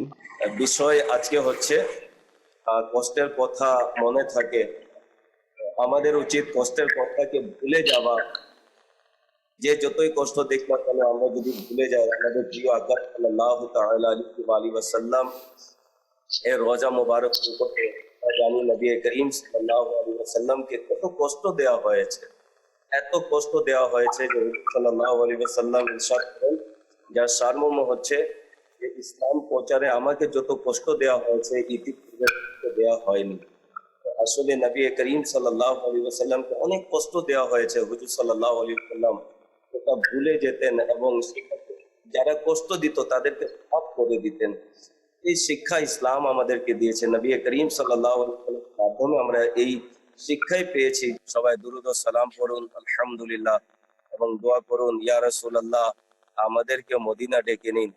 লাগছে মন হয়তো নবী ডাকবে মদিনায় মোরে, লাগছে এমন হয়তো নবী ডাকবে মদিনায় মোরে, গিয়ে সে হৃদয় ব্যথা দেখাবো আমি তারে, তিনি যদি চান দিবেন মন দয়ার নজর মোর প্রাণে, চোখের ধরায় বইবে নদী হয়তো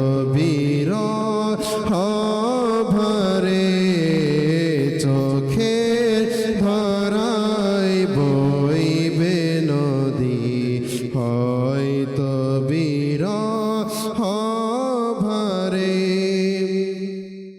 প্রেমের আসনে তো চোখে মন যে পাথর হয়েছে, প্রেমের আসনে তো চোখে মন যে পাথর হয়েছে, ইশকে কাতর হবে মন দয়া যদি হয় পানে, ইশকে কাতর হয় নদী, ইশকে কাতর হবে মন দয়া যদি হয় মোর পানে, লাগছে এমন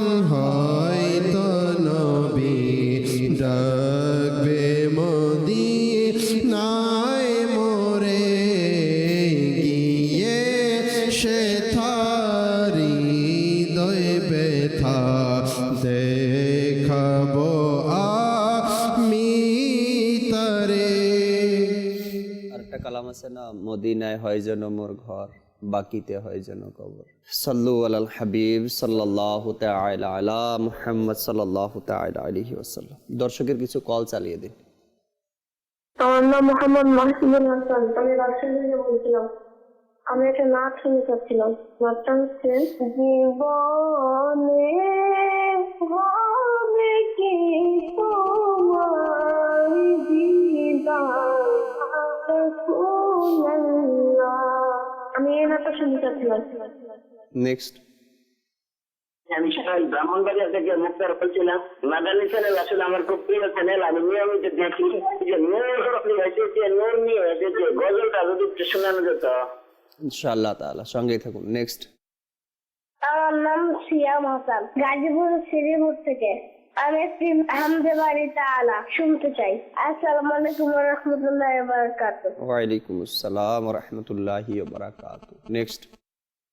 এটা কক্সবাজার মহেশখালী। আমার নাম হেলাল উদ্দিন।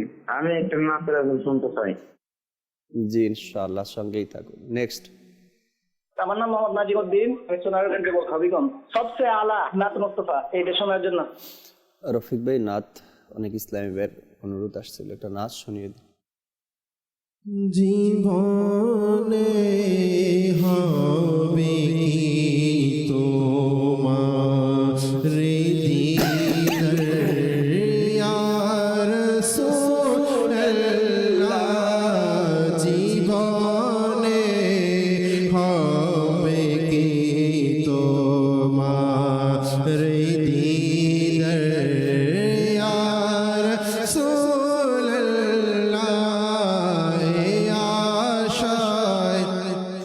হয়েছি আমি গুনাহগার ইয়া রাসূলুল্লাহ পৃথিবীর যেদিকে তাকাই দরদি আর তো কেহ নাই পৃথিবীর যেদিকে তাকাই দরদি আর তো কেহ নাই জানি যে তুমি রহমতের ভান্ডার ইয়া রাসূলুল্লাহ জানি যে তুমি রহমতের ভান্ডার ইয়া রাসূলুল্লাহ জীবনে হবে কি তোমার দিদার ইয়া রাসূলুল্লাহ সাল্লু আলাল হাবিব সাল্লাল্লাহু আলা মুহাম্মদ সাল্লাল্লাহু। একদিন এমন ছিল কি আমরাও সাথে ছিলাম, রিয়াজ ভাই এখানে বসেই মদিনাতুল মুনাওয়ারার এসব কথা আলোচনা উঠত, নাতখা ইসলাম ভাই কালাম পড়ত, দেখতাম ওনাকে উনি অনেক কান্না করত লাইভের মধ্যে বসেই। আর অনেক সময় বলতো জানি না কবে নসিব হবে, কার ভাগ্যে কখন কোথায় রিজিক থাকে কেউ বলতে পারে না। আজ ওই ব্যক্তি মদিনাতুল মুনাওয়ারায় থেকে আমাদের সাথে অ্যাড হয়েছেন। আর এই মনোরম দৃশ্য, মেঘলা আকাশ মদিনাতে। দোয়া করি আল্লাহ তাআলা যেন আমাদেরকেও, দর্শক শ্রোতা যারা এই মুহূর্তে আছেন সবাইকে যেন আল্লাহ তাআলা ওই মদিনার জিয়ারত নসিব করে। সোনালী জালির পাশে দাঁড়িয়ে প্রিয় আকাশ সাল্লাল্লাহু তাআলা আলাইহি ওয়াসাল্লামের সম্মানে হাত বেঁধে মাথাকে জগিয়ে নবী পাক সাল্লাল্লাহু আলাইহি ওয়াসাল্লামকে সালাম দেওয়ার তৌফিক আল্লাহ সবাইকে দান করুন। কত আশিক বাংলাদেশে চক্ষু বন্ধ করে করে নিজের ঘরের কোনায় দাঁড়িয়ে আমার নবীকে সালাম দেয়। কত আশিক মিলাদের মধ্যে দাঁড়িয়ে দাঁড়িয়ে চোখের পানি ছাড়ে আমার নবীর রওজা দেখার জন্য। হয়তো বা ওই রকমের অর্থ নেই যে যাবে, আল্লাহ তুমি তাদেরকেও ব্যবস্থা করে দাও যারা সবসময় বেকুল হয়ে থাকে আমার নবীর রওজা দেখার জন্য। মানুষ তো দুনিয়া দেখার জন্য কত দেশে সফর করে, তো কত দেশে যায়, তুমি ওই সকল আশিককে মদিনায় নিয়ে যাও।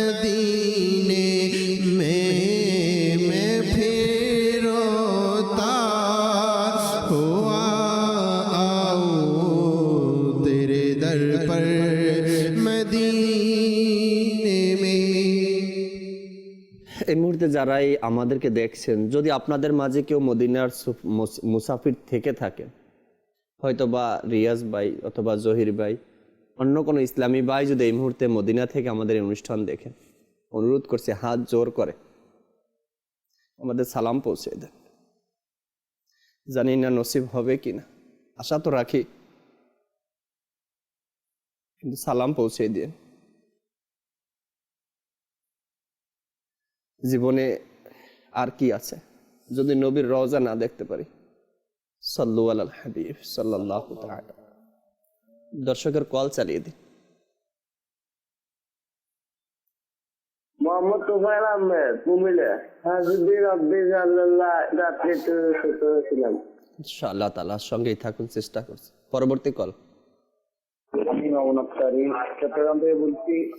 এক নাচ শ্রবণ করতে চাই। ইয়া নবী নজর করম ফরমানা, দেখনে কিনানা, দেখনে কিনানা। ইনশাআল্লাহ তাআলা সঙ্গেই থাকুন, চেষ্টা করছি। পরবর্তী কল। আসসালামু আলাইকুম ওয়া রাহমাতুল্লাহি ওয়া বারাকাতুহু। ওয়া আলাইকুম আসসালাম ওয়া রাহমাতুল্লাহি ওয়া বারাকাতুহু। আমি মোহাম্মদ রাশিদুল ইসলাম আত্তারি, ওমান সালালা শরীফ থেকে আর্জ করছি। মাশাআল্লাহ, রহমতপূর্ণ প্রভাব। অনুষ্ঠানটি খুবই হৃদয়গ্রাহী একটি অনুষ্ঠান। আমি এটির আরো সমৃদ্ধি এবং আশা করছি এবং দোয়া করছি আল্লাহর কাছে যেন আরো মানুষের হৃদয়ের কাছাকাছি চলে আসে। তো আমার আর্জ থাকবে যে একটা নাতে রাসূল শোনার। ইনশাআল্লাহ তাআলা চেষ্টা করব ভাই, নাতে রাসূল শোনানোর জন্য যদি সময় পাওয়া যায় অবশ্যই আপনাদেরকে নাচ শোনাবো। এক ইসলামী ভাই আমাদেরকে SMS করেছেন, সালাম দিয়েছেন, ওয়ালাইকুম আসসালাম ওয়া রাহমাতুল্লাহি ওয়া বারাকাতুহু। তিনি বললেন যে আজকের অনুষ্ঠান ঘরের মধ্যে বসে দেখছি, বাইরে বৃষ্টি থাকার কারণে অফিসে যেতে পারিনি। আর অনুষ্ঠানের শুরু থেকেই দেখছি, লাস্ট মুহূর্তে এসে যখন মদিনা থেকে রিয়াজ ভাই কলে আসলেন, তো অন্তরটা নরম হয়ে গেল। জানি না কবে আল্লাহ আমাকে নিবে। দোয়া করি আল্লাহ তাআলা আপনাকেও মদিনার সফর, মদিনার মুসাফির বানিয়ে দিক। এটাই মনে চাই কি আমার যদি আল্লাহ অর্থ দিত তবে সবাইকে মদিনায় পাঠিয়ে দিতাম। আল্লাহ তাআলা আপনার এই আশাকে কবুল করুক। আসলে যখনই মদিনার কথা উঠে, যখনই মদিনার আলোচনা আসে, তো আশিকদের চোখে পানি চলে আসে। এটা ধরে রাখার মতো অবস্থা পরিস্থিতি থাকে না। শত চেষ্টা করলেও আশিক যারা, তাদের বাস চোখে পানি চলে আসবেই, কান্না চলে আসবে। আল্লাহ তাআলা আমাদেরকে হজ্জে বাইতুল্লাহ জিয়ারতে মদিনা নসিব করে দিক। দর্শক, আজকের বিষয় ছিল কষ্টের কথা মনে থাকে। এরকমের যদি হয়ে যায়, কোনো ব্যক্তি পাসপোর্ট রেডি করলো, টাকাও জমা দিল, আর শারীরিক অবস্থা দুর্বলতার কারণে বা অসুস্থতার কারণে মদিনায় যেতে পারলো না, এই কষ্টের কথাও তো মনে থাকবে তার, যে আমি এত রেডি, প্রস্তুতি, এত কিছু করার পরেও অসুস্থতার কারণে আমি যেতে পারিনি। আসবো আলফাজ সানি ভাইয়ের কাছে, কিছু মাদানী ফুল নিব ইনশাল্লাহ, এরপরে অনুষ্ঠানের শেষের দিকে যাব। জি জাকির ভাই, অনুষ্ঠান তো প্রায় শেষের দিকে। জি, তো এটাই বলবো যে আমরা কষ্টের কথা যেন আমরা স্মরণে না রাখি, বরং যদি কারো কাছ থেকে আচার আচরণ, লেনদেন, কথার দ্বারা, হাতের দ্বারা, জবানের দ্বারা কষ্ট আমরা পেয়ে থাকি, তাহলে আমরা যেন ওই কষ্টটাকে মাফ করে দিই, কষ্টকে আমরা মাফ করে দিই। কেননা আমরা অনেক সময় আছে ছোটো ছোটো কথা, ছোটো ছোটো কষ্টের কারণে অনেক এটা মানে একে অপরের মধ্যে মহব্বত থেকে দূরে থাকে। পারিবারিকভাবে বা গোষ্ঠীগতভাবে দেখা যায় সামান্য কষ্টের কথা স্মরণ রাখে, তো আমাদের আত্মীয় স্বজনের মধ্যে দূরত্ব সৃষ্টি হয়ে যায়, বন্ধুবান্ধবের মধ্যে দূরত্ব সৃষ্টি হয়ে যায়, এমনকি যে ছেলে এবং বাবার মধ্যে দূরত্ব সৃষ্টি হয়ে যায়। তো এই জন্য আমাদের উচিত এটাই যে যদিও আমরা কোনো কারণে কারো কাছ থেকে কষ্ট পেয়ে থাকি, এটা যেন আমরা স্মরণে না রাখি, বরং আমরা ক্ষমা করে দিই। আর বুজুর্গানি দিন যারা ছিলেন তাদেরও আমরা যদি আদর্শ দেখি, তাহলে আমরা এটাই দেখতে পারবো যে ওনাদেরকে অনেক কষ্ট দেওয়া হয়েছে। যেমন আমার রিয়াজ ভাই বলেন, প্রিয় নবী সাল্লাল্লাহু আলাইহি সাল্লাম, ওনাকে অনেক কষ্ট দেওয়া হয়েছে, কিন্তু প্রিয় নবী সাল্লাল্লাহু আলাইহি সাল্লাম ক্ষমা করে দিয়েছেন। আমার আমির আহলে সুন্নাত দামাত বারাকাতুল আলিয়া মাদানী এই দাওয়াত ইসলামী প্রতিষ্ঠিত করতে গিয়ে অনেক কষ্ট পেয়েছেন। তো আজকে এই অনুষ্ঠান থেকে এটাই, যদি প্রথমে তো হচ্ছে এই মেসেজ যে আমরা জেনে বুঝে কাউকে কোনো মাধ্যমে কষ্ট দেব না, ইনশাআল্লাহ। কষ্ট দেওয়া থেকে বেঁচে থাকবো। কাউকে কোনো কিছু বলার আগে এটা একটু ওজন করে নিব যে আমার এই কথা দ্বারা কেউ কষ্ট পেয়ে যায় কিনা, ওই আচরণ দ্বারা কেউ কষ্ট পেয়ে যায় কিনা, আমার চোখ রাঙানো দ্বারা কোনো কষ্ট পেয়ে যায় কিনা, সবার সামনে কাউকে কিছু বলে দিলাম তো এর মাধ্যমে সে কষ্ট পেয়ে যায় কিনা। তো এগুলো থেকে আমরা সবসময় নিজেকে আমরা হেফাজত রাখবো। এর পাশাপাশি যদি কেউ আমরা কষ্ট দিয়ে দেয় তাহলে আমরা মনে না রেখে আমরা তাকে ক্ষমা করে দিব। এই পয়গাম আজকের এই অনুষ্ঠান থেকে মাদানী চ্যানেলের দর্শকবৃন্দ এবং আমাদের সবার জন্য ইনশাআল্লাহ তাআলা। সাজিদ ভাই, লাস্ট মুহূর্ত। মোবারকার খোলাসা হচ্ছে, মুমিন সে যে নিজের জন্য যেটা পছন্দ করে অপরের জন্য সেটা পছন্দ করে। তো আমরা কি নিজের জন্য একটা পছন্দ করি কেউ আমাকে কষ্ট দিই? এটা তো আমরা নিজের জন্য পছন্দ করি না। স্বাভাবিক যদি কেউ আমাকে ধমক দেয় আমি কষ্ট পাই, কেউ যে আমাকে গালি দেয় আমি কষ্ট পাই। তো যেহেতু আমরা নিজের জন্য ধমক পছন্দ করি না, নিজের জন্য গালি পছন্দ করি না, নিজের জন্য মোহাব্বত পছন্দ করি, তো এই জন্য আমাদের কি উচিত, তো আমরাও যদি এই কাজগুলো অর্থাৎ ধমক গালি অন্য কাউকে দিই তাহলে তো সেও কষ্ট পাবে। আর বলা হচ্ছে মুমিন সে যেটা নিজের জন্য পছন্দ করে সেটা অপরের জন্য পছন্দ করে, আর যেটা নিজের জন্য পছন্দ করে না সেটা অপরের জন্য সে কি করে না, পছন্দ করে না। তো এই জন্য আমরা যেহেতু নিজের জন্য মোহাব্বত পছন্দ করি আমরাও অপরকে মোহাব্বত দিই, আর যেহেতু নিজের জন্য কষ্ট পছন্দ করি না তো আমরাও যাতে কাউকে কষ্ট না দিই। আল্লাহ তাআলা আমাদেরকে বোঝার আর আমল করার তৌফিক দিক। দর্শক শ্রোতা, আগামীকাল একই সময় ইনশাআল্লাহ তাআলা রহমতপূর্ণ প্রভাত এই অনুষ্ঠানে আবারও উপস্থিত হব। মোবাইল লিগে দাওয়াত ইসলামী থাকবেন, বিষয় থাকবেন, ইনশাআল্লাহ তাআলা আলোচনা হবে। আপনাদের কলগুলো আমরা নেওয়ার চেষ্টা করব। যাদেরই কল আজকে নিতে পারিনি, SMS পড়তে পারিনি, ইনশাআল্লাহ আগামীকালকে ওই সকল ইসলামীদের কলগুলো চালানোর চেষ্টা করব। আসুন আমরা দাঁড়িয়ে ওই প্রিয় নবী সাল্লাল্লাহু তাআলা আলাইহি ওয়াসাল্লামকে সালাম জানাই, যাকে আমরা অন্তর থেকে ভালোবাসি, ভালোবেসে চোখের পানি জড়াই, ওই নবীকে আমরা দাঁড়িয়ে সালাম দেই। ইয়া নবী সালাম আলাইকা, ইয়া রাসূল সালাম আলাইকা, ইয়া হাবিব সালাম আলাইকা, সালাওয়াতুল্লাহ আলাইকা, আরশ কাবা মদিনা, ফরশ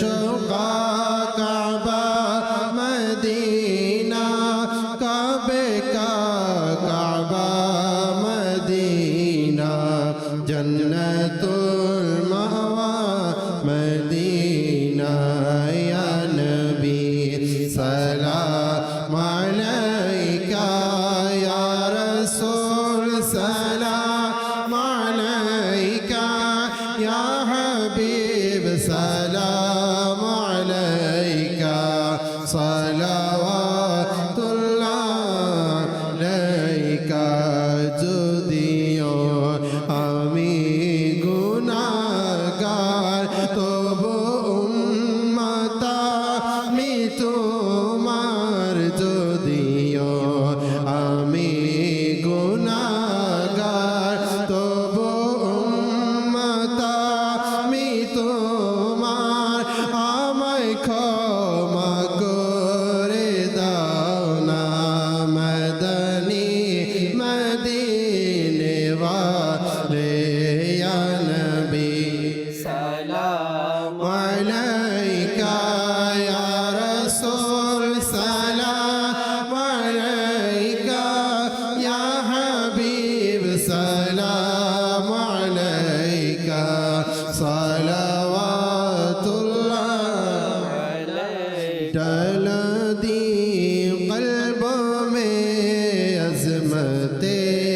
मुस्तफा सैयदी आला हजरत पे लाखो सलाम, जिनके हर हर आदा सुन्नते मुस्तफा ऐसे पीरे तरीक़त पे लाखो सलाम।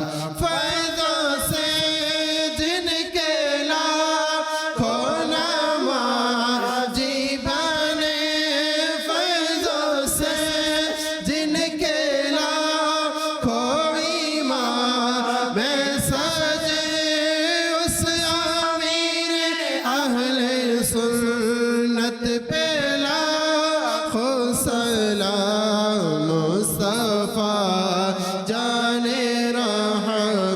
پلا ہو سلام شمع بز میں ہدایت پلا ہو سلام صلاۃ والسلام علیک یا رسول اللہ وعلی آلک واصحابک یا حبیب اللہ سبحانک اللہم وبحمدک لا الہ الا انت استغفرک واتوب الیک سبحانک اللہم وبحمدک لا الہ الا انت استغفرک واتوب الیک سبحانک اللہم وبحمدک لا الہ الا انت استغفرک واتوب الیک الصلاۃ والسلام علیک یا نبی اللہ وعلی آلک واصحابک یا نور اللہ لا الہ الا اللہ محمد رسول রহমত পূর্ণ হোক প্রভাত আমার, রহমত পূর্ণ হোক প্রভাত আমার।